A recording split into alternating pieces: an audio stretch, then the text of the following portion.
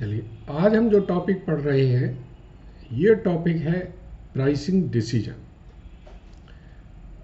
Pricing decision institute की जो study material है उसका आपका फोर्थ चैप्टर है। ठीक है, बदल गया हो तो पता नहीं, बट यही है। प्राइसिंग डिसीजन में हमें ये समझना है, ये अगर हमने पहले दो टॉपिक पढ़ लिए हैं तो अब इस लेवल के चैप्टर पे हमें ज़्यादा फोकस या दिमाग हमारे को लगाने की ज़रूरत नहीं पड़ेगी। क्यों? क्योंकि relevant cost and transfer pricing जैसे चैप्टर पढ़ने के बाद हमारी कॉस्टिंग का लेवल अपलिफ्ट हो जाता है। ओके, तो अब हम देखेंगे प्राइसिंग डिसीजन है क्या। पहले इसका एक कॉन्सेप्ट समझते हैं, प्राइसिंग डिसीजन है क्या। इसके बाद फिर मैं इसकी थ्योरी पढ़ाऊंगा आपको।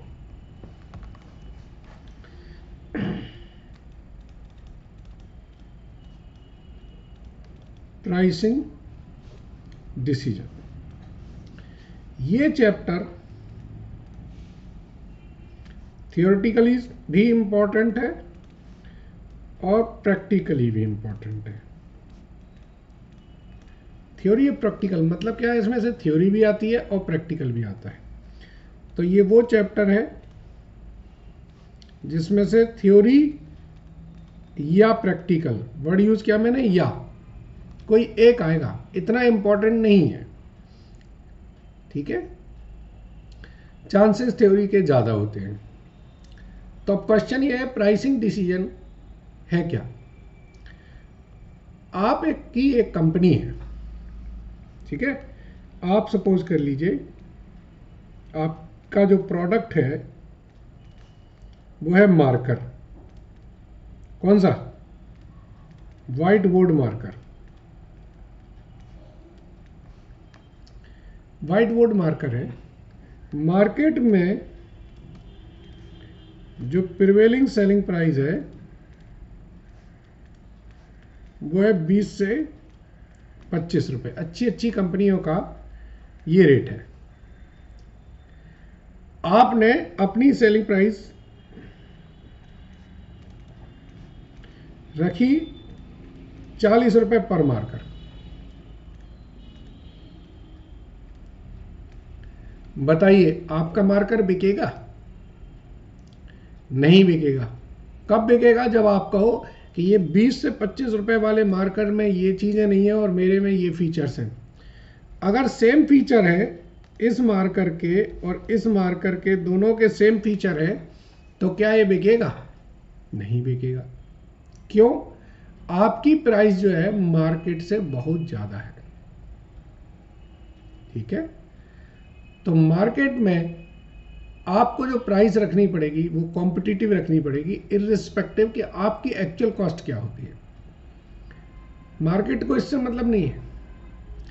इसलिए प्राइसिंग डिसीजन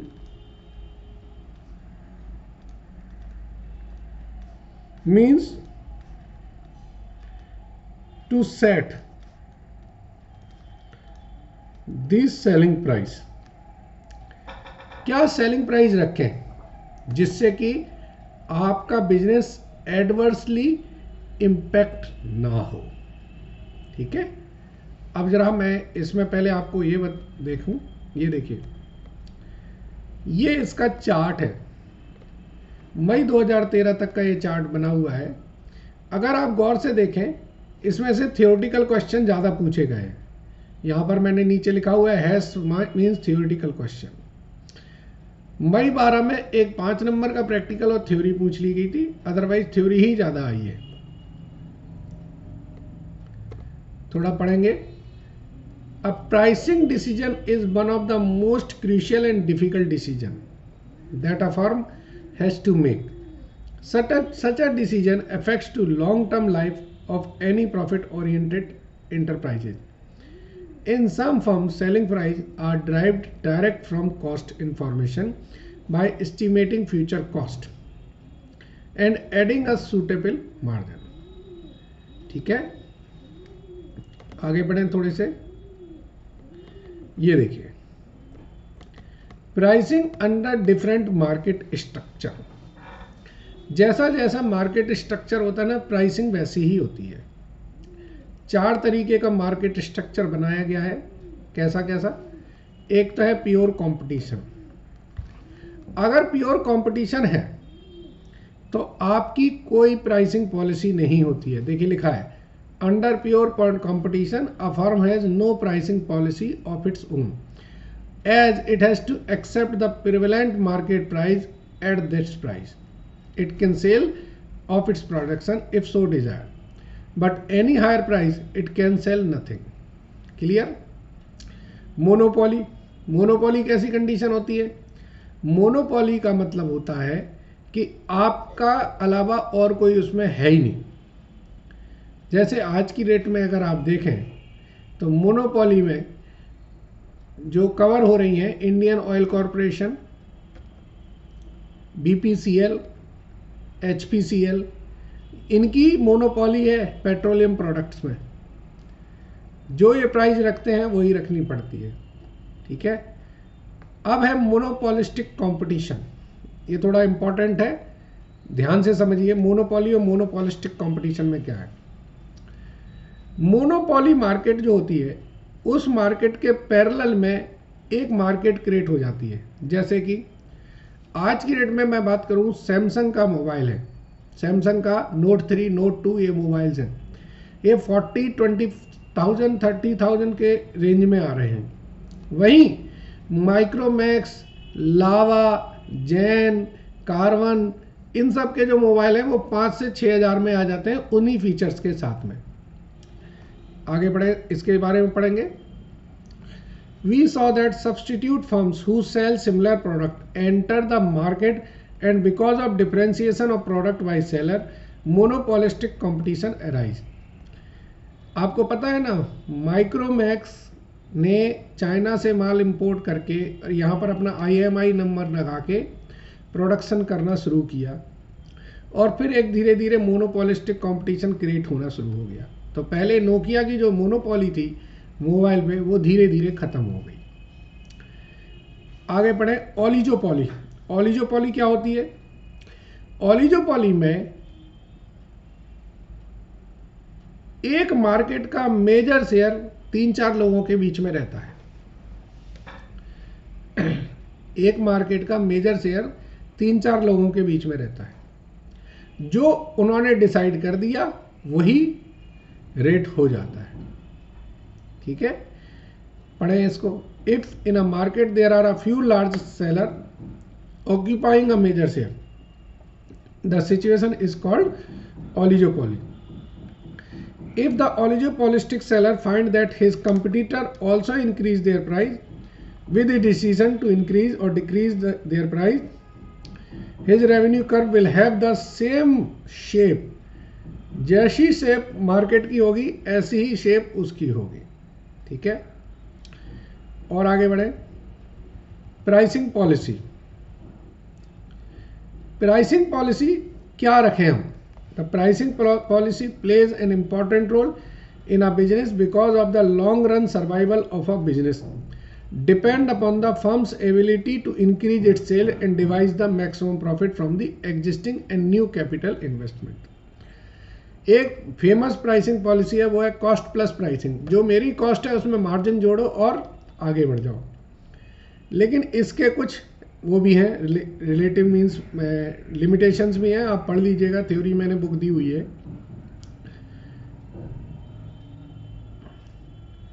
अब पढ़ेंगे हम concept new product pricing. New product pricing, the pricing of a new product possess a bigger problem because of the uncertainty involve in the estimation of their demand. नया product market में आता है, अब पता नहीं होता है भाई कि इस प्राइस पर कौन सी प्राइस रखें जिस प्राइस पर ये प्रोडक्ट चलेगा। डिमांड का पता ही नहीं है। कभी क्या होता है, अगर हमने कम प्राइस रख ली तो हो सकता है हम मार्जिन नहीं कमा पाए, और अगर हमने ज़्यादा प्राइस रख ली तो प्रोडक्ट ही ना बिके। तो प्राइसिंग ऑफ फिनिश प्रोडक्ट्स में कॉस्ट प्लस प्राइसिंग वही है, कॉस्ट प्लस एक मार्जिन जोड़ेंगे हम उसमें, इसके एडवांटेज भी लिखे हैं और इसके डिसएडवांटेज लिखे हैं, थ्योरी पढ़िएगा। दूसरा है rate of return pricing. Rate of return pricing में क्या होता है कि हमने जैसे सपोज करो एक कैपिटल लगाई 10 लाख रुपए की, अब मैंने कहा मुझे 15% का रिटर्न चाहिए, तो 10 लाख में 15% यानी कि मुझे 1.5 लाख रुपए चाहिए, तो मैं अपनी कॉस्ट में वो 1.5 लाख रुपए जोड़ देंगे। कॉस्ट प्लस प्राइसिंग में हम कॉस्ट का परसेंटेज जोड़ते हैं और रेट ऑफ रिटर्न प्राइस में हम इन्वेस्टमेंट का परसेंटेज प्रॉफिट के रूप में कैलकुलेट करते हैं। फिर क्या है variable cost pricing. Pricing based on total cost is subject to 2 limitation. क्या? They are the allocation of inter department overhead is based on arbitrary basis and the allocation overhead will require estimation of normal output which often cannot be done। क्या मतलब है? हम लोग total cost लेते हैं, तो total cost में देखिए एक होता है वेरिएबल कॉस्ट, एक होता है फिक्स कॉस्ट। जो फिक्स वेरिएबल कॉस्ट है वो तो हमें आइडेंटिफाइबल होता है क्योंकि प्रोडक्ट्स की जो कॉस्ट आती है वो हमारी वेरिएबल कॉस्ट है। जो फिक्स कॉस्ट होती है वो हम पर यूनिट बेसिस पर एब्जॉर्व करते हैं, तो हम वो जो एब्जॉर्व करते हैं वो एक्यूरेट नहीं होता, वो एक एस्टिमेशन होता है। तो इसको अवॉइड करने के लिए हम क्या करते हैं, वेरिएबल कॉस्ट के बेसिस पर हम अपनी प्राइसिंग जोड़ लेते हैं कि हमारी वेरिएबल कॉस्ट मान लीजिए 50 रुपये और मार्जिन हमने 50% जोड़ दिया, बजाय हम टोटल कॉस्ट पे 10% मार्जिन जोड़े। कॉम्पिटिटिव प्राइसिंग, इसको समझ लीजिए। When a company sets its pricing mainly on the consideration of what's its competitor are charging, its pricing under such situation is called competitive pricing और कंपटीशन ओरिएंटेड प्राइसिंग। इसी को हम going rate price और sealed based price कहते हैं। Competitive का मतलब जो कंपटीशन मार्केट जो कह रही है वही करना है।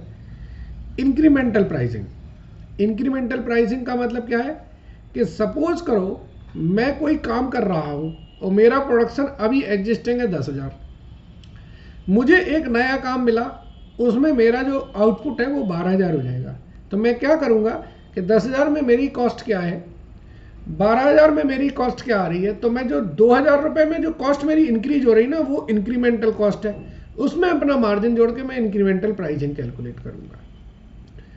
तो इंक्रीमेंटल प्राइसिंग थियोरेटिकली बहुत इंपॉर्टेंट है, इसका क्वेश्चन आ सकता है।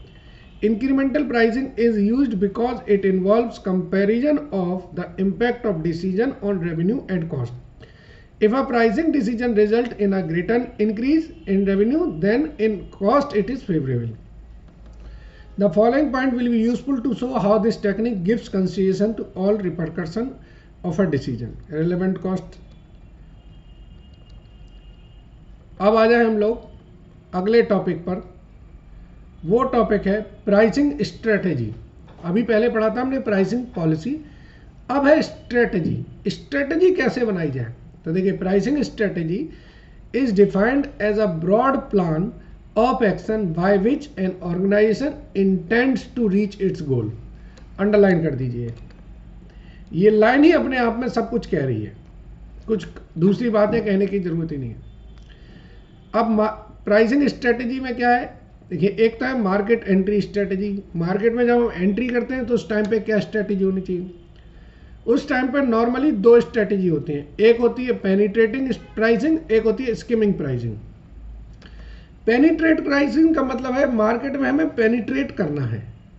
जब मार्केट में हम पेनिट्रेट करेंगे तो हम प्राइस लो रखेंगे, कम प्राइस पर मार्केट में बेचेंगे, बेचते जाओ, और जैसे ही हमारा वॉल्यूम गेन हो जाएगा, सपोज करो हमारे पास पहले 10,000 यूनिट बिक रही थी, फिर 20,000 हुई, फिर लाख हो गई, फिर 2 लाख हो गई, तो जैसे ही 2 लाख यूनिट हो गई हमने 1 रुपये बढ़ा दिया, तो 1 रुपये बढ़ाते ही हमारा क्या हुआ? 2 लाख रुपए का प्रॉफिट हो गया। दूसरी स्ट्रेटेजी होती है स्किमिंग प्राइसिंग। स्किमिंग का मतलब है, स्किम का जो टेक्निकल मीनिंग है, स्किम द क्रीम। जो आपकी जब आप कोई मिल्क होता है ना, मिल्क को हम लोग अच्छी तरह से मिक्स करते हैं, जब बहुत ज़्यादा मिक्स करते हैं तो उसमें क्या है, मक्खन ऊपर आ जाता है और नीचे नीचे मट्ठा रह जाता है, तो जो मक्खन है उसे हमने निकाल लिया। तो स्किम द क्रीम का मतलब है, स्किमिंग प्राइसिंग में क्या होता है कि आप शुरू में जब एंट्री करते हैं तो ज़्यादा प्राइस रखते हैं, और जैसे जैसे मार्केट आपकी बढ़ती जाती है वैसे वैसे आप प्राइस कम करते जाते हैं। आईटी प्रोडक्ट, मोबाइल हैंडसेट, इसमें ये कॉन्सेप्ट बहुत यूज होता है। क्यों? जब आप देखते हैं कि एप्पल का नया फ़ोन आया तो 60,000, 70,000, 50,000, उसके बाद वो जैसे जैसे उसमें मार्केट बढ़ती जाएगी ना, वो उसके रेट कम होते जाएंगे। आईटी प्रोडक्ट है, ये लैपटॉप है, पहले 40,000 का था, आज 30,000 का है, अगले साल 20,000 का होगा। क्यों? उन्होंने शुरू में अपना मार्जिन कवर कर लिया। स्कीमिंग प्राइसिंग में लोग कहते हैं, क्या रीजंस होते हैं? In elastic demand. जब इन इलास्टिक का मतलब है, यहां देखिए वर्ड पे ध्यान दीजिए, इन इलास्टिक का मतलब है जो प्राइस से इसमें कोई रेशियो नहीं बनता है कि प्राइस कम करने से मेरी डिमांड बढ़ जाए। जब इसके बीच में कोई रेशियो नहीं हो तो उसे कहते हैं हम in elastic demand. Elastic demand का मतलब है, जैसे वेरिएबल पेनिट्रेटिंग कॉस्ट में देखिए लिखा है इलास्टिक डिमांड। इलास्टिक का मतलब है प्राइस कम करेंगे वॉल्यूम बढ़ेगा, प्राइस बढ़ाएंगे वॉल्यूम कम होगा। तो ये एक दूसरे के एक प्रोपोर्शन में चल रहे हैं, उन्हें बोलेंगे हम in elastic demand. In elastic का मतलब क्या है कि प्राइस कम करने या ज्यादा करने से वॉल्यूम पे कोई फर्क नहीं पड़ रहा है। ठीक है, चलिए इसके और भी फीचर्स हैं, आप लोग पढ़िएगा, कॉन्सेप्ट मैंने बता दिया। फिर है प्राइसिंग डिस्काउंट एंड डिफरेंशियल। तो डिस्ट्रीब्यूटर डिस्काउंट होती है, आप जानते हैं क्या होता है। जो सेल्स होती है, मैन्युफैक्चरिंग कंपनी होती है, वो डिस्ट्रीब्यूटर को सेल करती है, फिर डिस्ट्रीब्यूटर से होलसेलर पे जाती है, होलसेलर से रिटेलर पे जाती है। तो हम क्वांटिटी डिस्काउंट देते हैं, कैश डिस्काउंट भी देते हैं। एक कॉन्सेप्ट है टाइम डिफरेंशियल। टाइम डिफरेंशियल का मतलब होता है कि जैसे आपने देखा होगा ना कि इस टाइम पर पीक आवर्स में सर्विसेज के चार्जेस ज़्यादा हैं और पीक आवर्स के बाद सर्विसेज चार्जेस के कम हैं। अगर आप लोगों को याद हो और मेमोरी रिकॉल करें, अभी तो एसटीडी ₹1.50 में कर लेते हैं, पहले एसटीडी बहुत महंगी होती थी। तो उस टाइम पर क्या एक कॉन्सेप्ट आया था कि रात में 11 बजे से सुबह 6 बजे तक अगर करोगे तो रेट आधे लगेंगे। ठीक है ना, तो वो क्लॉक टाइम डिफरेंशियल कर दिया था। कई बार क्या होता है कैलेंडर टाइम डिफरेंशियल में, ऑफ सीजन होता है ना, आप आजकल देखते हो होटलों में जाओ, सर्दियों में रेट कम मिलेंगे, अप्रैल में जाओगे, मई जून में जाओगे तो सबसे ज़्यादा रेट मिलेंगे क्योंकि वो उनका सीजन है। तो क्लॉक टाइम डिफरेंशियल कि दिन में अगर अलग अलग टाइम, कैलेंडर टाइम डिफरेंशियल कि आपके पूरे साल के कुछ टाइम्स के डिफरेंशियल है। जियोग्राफिकल प्राइस का मतलब है अगर आप हिमालय में जाते हो या अगर आप सिक्किम में जाते हो तो वहाँ पर, या नॉर्थ ईस्ट एरिया में जाते हो तो वहाँ पर आपको जो कोई भी मटेरियल है, जो दिल्ली का मटेरियल है वो 100 रुपये किलो मिलेगा और यहाँ दिल्ली में 20 रुपये किलो मिलेगा। वो कहोगे सर क्यों? सर यहाँ से वहाँ तक ले जाने की ट्रांसपोर्टेशन कॉस्ट अलग अलग रहेगी। Consumer category differentials, consumer categories में भी चलता है कि भाई अगर आप बल्क वायर हैं तो आपका अलग रेट है और रिटेल वायर है तो आपका अलग रेट है। Price discrimination. Price discrimination means charging different price from different customer. अब प्राइस डिस्क्रिमिनेशन होता है कस्टमर के बेसिस पर, प्रोडक्ट के बेसिस पर, प्रोडक्ट वर्जन, वो कहेंगे लेटेस्ट वर्जन है महंगा है। प्राइस डिस्ट्रीब्यूशन होता है प्लेस के बेसिस पर और टाइम के बेसिस पर भी। Geographical price strategy. Geographical pricing strategy क्या कहती है? अब a seller must consider the cost of shipping cost. वही मैंने अभी बताया कि नॉर्थ ईस्ट में जाओगे तो वहां पर पहुंचने का खर्चा ज़्यादा है भाई, तो वो कॉस्ट ज़्यादा लगेगी आपकी। अब अगर आप प्याज लेने जाओ, नासिक से प्याज लो तो वो आपको 20 रुपये किलो मिलेगी और अगर आप दिल्ली में आके लोगे तो 50 रुपये किलो मिलेगी। क्यों? बाकी आने जाने का कॉस्ट है, मार्जिन है, सब जोड़ेंगे ना। चलिए, ये एक नया कॉन्सेप्ट है पेरेटो एनालिसिस। पेरेटो क्या है? पेरेटो एनालिसिस क्या है? पेरेटो एक्चुअली एक इकोनॉमिस्ट है, इनका पूरा नाम था विल्फ्रेडो पेरेटो। ये थे इटली के इकोनॉमिस्ट। इन्होंने क्या है एक कॉन्सेप्ट देखा कि जो कोई भी कंपनी की जो प्रॉब्लम्स हैं, अगर बहुत सारी प्रॉब्लम्स हैं तो उसमें से देखेंगे 70 to 80% प्रॉब्लम्स एक या दो स्टेप लेने से ठीक हो सकती हैं। उन्होंने एक्चुअली ऑब्जर्व कैसे किया, उन्होंने कहा कि जो पूरी सोसाइटी है, सोसाइटी की 80% वेल्थ जो है ना वो 20% 15% लोगों के हाथ में है। तो ये जो एनालिसिस कहलाता है ये विल्फ्रेडो पेरेटो एनालिसिस कहलाता है। पेरेटो एनालिसिस में हम लोग क्या देखते हैं कि आप की जैसे सपोज करो आपके पास 15 प्रोडक्ट आप मार्केट में बेच रहे हो, तो ऐसा कोई भी कंपनी नहीं होगी जिसकी 15 प्रोडक्ट की बिल्कुल यूनिफॉर्म सेल हो। उसमें से एक दो प्रोडक्ट ही ऐसे होंगे जिनकी सेल ज़्यादा है, बाकी 10 से 12 प्रोडक्ट की सेल 5%, 2%, 3% होती है। दूर नहीं जाओ, आज की डेट में हम लोग मैकडी की बात करते हैं, मैकडोनल्ड की। मैकडोनल्ड में जाओगे तो मैक्सिमम सेल किस बर्गर की होती है? यस, आलू टिक्की बर्गर की। क्यों? वो सबसे एक रीजनेबल है, सस्ता भी है। इसके बाद जो फिर आप थोड़े से उनके कॉम्बो में जाएंगे उनकी सेल थोड़ी कम होती है। अगर हम पिज़्ज़ा में जाएं, डोमिनोज में जाएं, तो जो उनकी पिज़्ज़ा मनिया है उसकी सेल सबसे ज़्यादा होती है। ऐसे ही हम देखेंगे और भी कहीं पर भी किसी भी प्रोडक्ट में चले जाए, आपको पता चलेगा कि ये प्रोडक्ट हमारा सबसे ज़्यादा दे रहा है और ये कंपनी के लिए रेवेन्यू का सोर्स है। तो पेरेटो ने ये सजेस्ट किया कि भाई आप जो है जो 80% सेल कर रहा है ना, जो 80% रेवेन्यू लेके आ रहा है, इन प्रोडक्ट पर फोकस करो। मतलब आप नंबर्स में 20% है, वॉल्यूम में 80% है। जरा मैं इसको लिख के समझाता हूं आपको।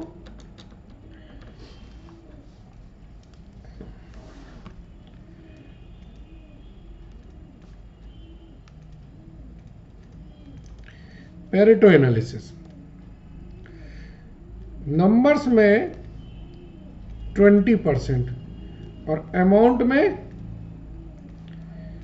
80%, और नंबर में 80%, अमाउंट में 20%। इन्होंने कहा आप फोकस करो ऑन दीज प्रोडक्ट। इससे क्या होगा? सपोज करो आपके पास टोटल 20 प्रोडक्ट हैं, तो आपके अगर टोटल आपके 20 प्रोडक्ट हैं तो 4 प्रोडक्ट पे आप फोकस करोगे तो आपकी 80% रेवेन्यू ठीक हो जाएगी। ठीक है ना? ऐसे ही आप अब इसकी एप्लीकेशन देखें। आप लोगों ने स्टॉक लेजर पढ़ा था आईपीसीसी में या कहीं पर भी, बीकॉम वगैरह में। उसमें आपने देखा था एक कॉन्सेप्ट था ABC एनालिसिस, पढ़ा था। तो हम क्या करते थे, ए कैटेगरी के स्टॉक को क्या कहते थे? ये मोस्ट प्रीशियस है। मोस्ट प्रीशियस हम कैसे निकालते थे? क्वांटिटी में वो होता था 5 से 10% और वैल्यू में होता था 70 से 80%। याद है? बी कैटेगरी का हम नॉर्मल कहते थे, क्वांटिटी में 15 से 20% होता था और वैल्यू में भी 15 से 20% होता था। और तीसरा था बिल्कुल लो प्रायोरिटी वाला। लो प्रायोरिटी में क्वांटिटी में वो 70 से 80% होता था और वैल्यू उसकी 5% के आसपास होती थी। तो हम एग्जांपल देते थे ना कि 100 रुपये में जाओगे भूसा लेने आओगे तो भूसा आ जाएगा इतना। अब उस भूसे की देखभाल करने के लिए आपने 1000 रुपये का स्टोर कीपर रख दिया है 100 रुपये के भूसे की, तो ये एडवाइजेबल है? बिल्कुल नहीं है। तो पेरेटो ने यही चीज़ समझाई है कि सर आप उस पर फोकस करो जो आपका कोर एरिया है, जहां पर आपकी मेजर प्रॉब्लम एग्जिस्ट करती है। ठीक है? पेरेटो ने कौन से पेरेटो एनालिसिस की अगर हम बात करें, इनकी एप्लीकेशंस देखें तो एक तो प्राइसिंग में वो कहते हैं ऐसे प्रोडक्ट की प्राइसिंग करो जिन प्रोडक्ट्स की मैक्सिमम सेल हो रही है। कस्टमर प्रॉफिटेबिलिटी की बात करें, ABC एनालिसिस, स्टॉक कंट्रोल की बात करें, एक्टिविटी बेस्ड की बात करें, कहीं पर भी जाए जो ज़्यादा एक्टिविटीज़ ओरिएंटेड है या ज़्यादा प्रॉफिटेबल प्रोडक्ट हैं उन पे आप फोकस करिए। ठीक है सर? अब आप आएंगे इंस्टीट्यूट की, देखेंगे इंस्टीट्यूट ने जो क्वेश्चंस पूछे हैं वो देखिए। पहला अभी जो रिसेंटली नवंबर 2013 में आया था, state the appropriate pricing policy. दूसरा, list out the quality required for good pricing policy. तीसरा, explain briefly Pareto analysis and mention some of its uses. फिर देखें, state pricing policy most suitable in each of the following situation. तो जो नवंबर 11 में question आया था वैसे ही एक रिसेंटली, ये देखिए नवंबर 13 का क्वेश्चन आपको दिख रहा होगा, बिल्कुल मिलता जुलता लग रहा है ना नवंबर 11 से। आगे देखें, what are the disadvantage of cost plus pricing, state pricing policy that you would advise in the following scenario, November 2010। What is the price discrimination. फिर है, explain briefly the concept of skimming pricing. What is penetrating pricing policy, why and when it is use.